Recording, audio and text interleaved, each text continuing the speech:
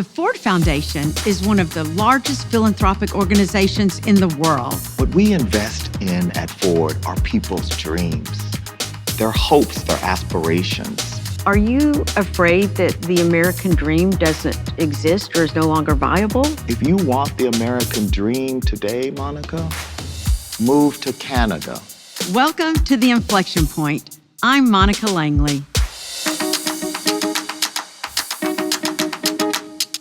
Hi, Darren. Thank you for joining us on the Inflection Point today. Thank you very much, Monica. Welcome to the Ford Foundation. When was that moment in your life when you realized this is the person you are going to be? Well, I was very lucky because in the early 1960s, I lived in a small town in East Texas, and a woman appeared at our door to enroll me in a new government program called Head Start. That opened up your world by getting to go to Head Start, right? Absolutely, it did. And in many ways, I always felt that my country was cheering me on, that America wanted me to succeed. Growing up in a town where there was absolutely racism, where there was absolutely homophobia, where there was no doubt that I was a different boy, if you will, I always felt affirmed, and I was lucky. I was successful at school. I was in the student council and all those sorts of student leadership things. And then you went to college and law school at the University of Texas with the help of Pell Grants, and lo and behold, those were ideas of the Ford Foundation, right? These were all ideas that the Ford Foundation invested in early. It's one of the things we do. We invest in what I call the 3 I's: ideas, we invest in institutions, and in individuals. And it really manifests over decades into a tremendous body of work and impact. You obviously had no clue that the Ford Foundation was vital in your life, though. I didn't know what the Ford Foundation was. Even better. You never heard of it. And I'd never heard of it. Now, when you left Texas, I read that you said, growing up poor, you never wanted to be poor again. Oh, it's absolutely true. And if you grow up poor, you know exactly what I'm talking about. I mean, when you grow up and you're waiting for your mother to pick you up at school after student council, and you wait until it's dark, and then you find out that the reason she couldn't pick you up is because her car was repossessed. These kinds of things have an indelible effect. And so, yeah, I never wanted to be poor. I never wanted to worry about whether I could pay the rent or the mortgage or whether my car would be repossessed. The kinds of things that today far too many Americans worry about. Right. So when you came here, you went straight to a top law firm. Absolutely. I mean, I knew I wasn't going to work for, a nonprofit or a public interest law firm like many people. I wanted to. You want to make the money. Absolutely. I was unapologetic about that. And then you went even more toward the money, working for UBS, a Wall Street firm. Well, I was very lucky because when you have a client say, come work for us, you're too much fun to be a lawyer. Well, I understand. I only practiced law a couple years myself. So that's what I did. And UBS was a great run. I was there for 8 years, and I think I felt at the end of that time I was ready to make that transition. Okay, so then though, you end up here at the Ford Foundation. What is the Ford Foundation? The Ford Foundation was founded in 1936 by Edsel Ford, the son of Henry Ford, and his father, Henry. But it is not affiliated with the Ford Motor Company. We have not been affiliated since the 1960s. We divested our stock in 1976. Henry Ford II left our board, and there was not a Ford family member involved until 3 years ago with the election. In fact, the Ford family got ticked off at you guys at the Ford Foundation long before you were here because they thought you all were too darn liberal, right? Well, indeed, Henry Ford II did not appreciate the foundation's work on women's rights. The civil rights work was problematic because the Ford Motor Company was receiving boycotts from Southern whites who would not buy Ford automobiles Wow, because because of the they Ford. saw the profits going to the Ford Foundation. Wow. Our foundational work on creating the public interest law, the environmental law field. Wow. Because they, of course, sued the Ford Motor Company for environmental Oh my gosh. problems. I guess I didn't even know that little tidbit. It's a big tidbit. Oh my gosh, but now look at Bill Ford, the chairman of the board of Ford Motor today, is a huge environmentalist, has been for a really long time. And you as the president are the one who orchestrated a reconciliation with the Ford family. Well, that was very important because, as you know, in 2013, the city of Detroit went into bankruptcy.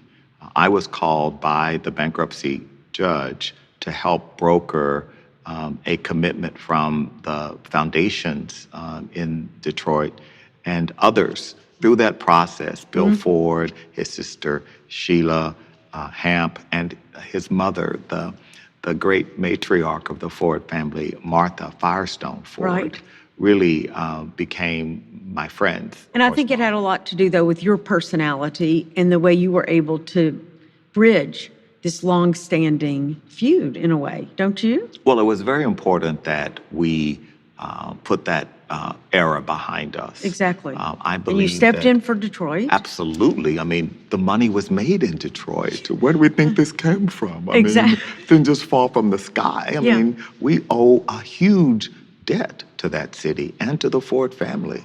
When you got here, though, you really shook up the Ford Foundation. Let's be clear. You stated you wanted to have a new mission. What is the mission now under your leadership? We have a single focus, and that is addressing inequality in the world in all of its forms. That's a broad mission, but it connects to Henry Ford's directive that we strengthen and support democracy. The reason inequality is so important is because as inequality grows, democracy atrophies. There is a direct inverse correlation. A strong, vibrant democracy is a nation where opportunity does indeed exist for all those who work hard, and where those who work hard can expect to live with dignity. The oxygen of a democracy is hope. Inequality asphyxiates hope. And so I believe we've got to build more hope in this country. And if that's to happen, we've got to address inequality. I have heard you say you are in the business of hope.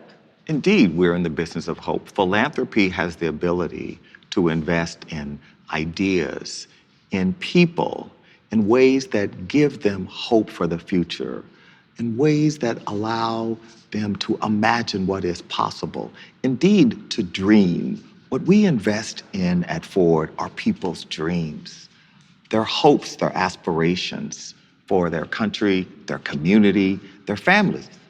I notice when I walk in your front door, underneath the Ford Foundation, it says a social justice organization. What does it say? And is that your handiwork? Well, it says that we're a social justice philanthropy, and that comes out of the words of Dr. King when he wrote about philanthropy in 1968. He said the following: philanthropy is commendable, but it should not allow the philanthropist to overlook the economic injustice which makes philanthropy necessary. And what Dr. King was saying was something different beyond what Rockefeller and Carnegie said about philanthropy. He said philanthropy must be more than just charity, must be more than just generosity. Philanthropy must have as its objective dignity and justice. And that is different. That requires a different lens. It requires a different inquiry, and it requires a level of self-awareness by the philanthropist. Exactly. This is a point that you put in my brain as I was researching about the difference between generosity and justice. Well, generosity is critical. It's important. It's the imperative to want to give, to help, to give back to ameliorate some terrible condition. Justice requires something else. So, I love at the holidays, when we can drop money in the Salvation Army bucket in front of Bloomingdale's for the homeless. I feel so good when I drop in that red bucket. Don't we feel good about that? And what's wrong with that? There is nothing wrong with feeling good, but we need more. Yes. So when you drop that money in, it's not enough to say, I feel good, I'm addressing homelessness. It's to say, why is there so much homelessness? Why are all these homeless people on the streets of San Francisco, of New York, of our country? What's the core issue here? What is the root cause of so much homelessness? So that's the inquiry that justice brings you to. It doesn't let you off the hook. Generosity sometimes So I can't just feel good, I've done my part. I dropped a few bills in that. And that's great. Good for you, Monica. We need that, but it's not enough. But I'm implicated because I'm not helping. Well, you're implicated because some of the systems and structures that produce our privilege also disadvantages others. And we have to inquire, what about those systems that make it so easier for me? Which is an interesting point with you, because you are an unavowed capitalist. Absolutely. And there is no better way to organize an economy. But I am concerned that the kind of capitalism we have today is not producing shared prosperity. It's not producing a landscape of opportunity. It's not producing the social mobility. I mean, if you want the American dream today, Monica, move to Canada. Because the Canadians are outperforming us on every metric of social mobility. America has owned the mobility narrative. And now we are losing it to the Canadians. Even some of the Europeans are outperforming us. You are also, though, on 3 corporate boards. I am Big indeed. ones, good ones. I am indeed. Which ones are you on? I'm on the board of Square, Ralph Lauren, and PepsiCo. All like big names. And are you in there trying to shake them up too? Because you're saying some radical statements. Move to Canada? Well, I'm saying that this country, we need to make some big changes. To make changes. And we capitalists need to understand that there are too many people who no longer see capitalism as the best way to organize an economic system. And this isn't a political statement. All of the data, the Pew surveys, the Gallup surveys show this. So we should be concerned. If we want to preserve our ideas of free enterprise, of the kind of entrepreneurial culture that we have in this country, we've got to make capitalism work for more people. Are you afraid that the American dream doesn't exist or is no longer viable? Is that the bottom line? Absolutely, I'm afraid. In fact, the data tell us that the American dream, for many, the mobility escalator that I got on has stopped for far too many. It's slowed down for far too many. And so we've got work to do to get that mobility escalator moving again. What you're doing at the Ford Foundation is you're giving like $750 billion with a B dollars a year, like some 1,800 grants or so. What are you doing? Where is your focus right now? Well, we're working, for example, on what we call the future of workers.